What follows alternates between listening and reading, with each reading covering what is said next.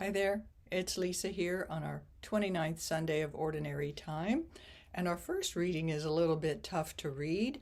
It's from the book of Exodus, and it's about the Amalekites, waging war against Israel.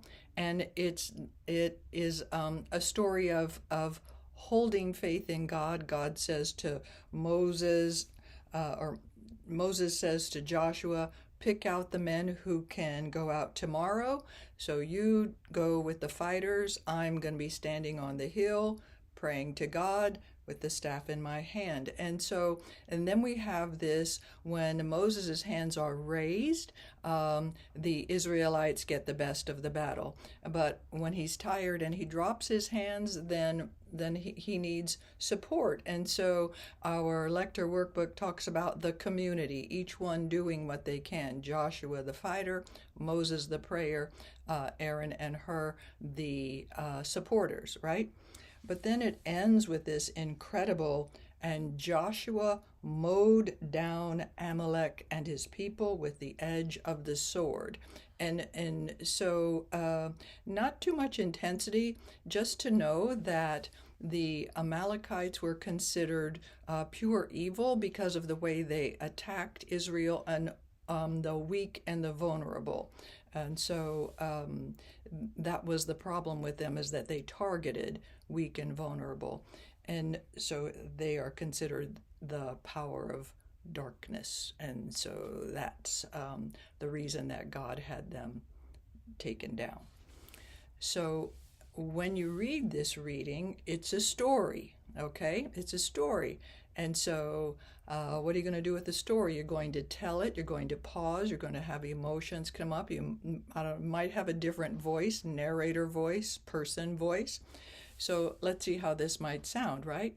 A reading from the book of Exodus. So the most important word in the title is the name of the book.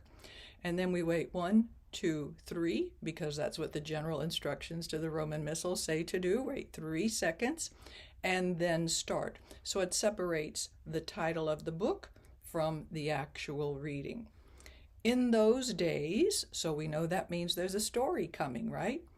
It's similar to Once Upon a Time. Amalek came and waged war against Israel. Moses, therefore, said to Joshua, pick out certain men, and tomorrow go out and engage Amalek in battle. I will be standing on the top of the hill with the staff of God in my hand. So Joshua did as Moses told him. He engaged Amalek in battle after Moses had climbed to the top of the hill with Aaron and Hur. As long as Moses kept his hands raised up, so that's a kind of a new part in the story. So did you hear my voice change on that one? As long as Moses kept his hands raised up, Israel had the better of the fight. But when he let his hands rest, Amalek had the better of the fight. Moses' hands, however, grew tired. So that's the problem. What are we going to do about that?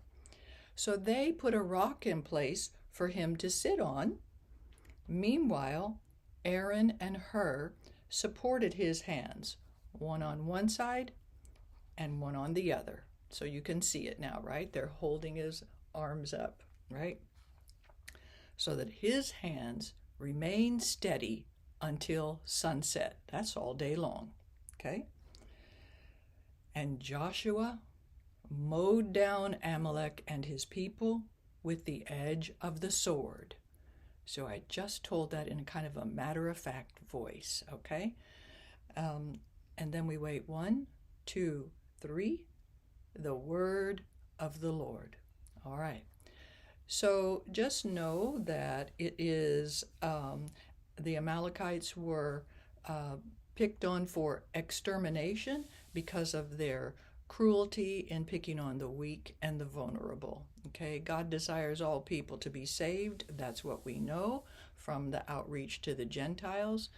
These people were rejecting of God and God's ways as they knew it in their heart. So, tough reading to make a story out of, but do do that because what we're honoring is Moses, Aaron, and Hur praying to God and God responding to that prayer. Okay? All right. God bless.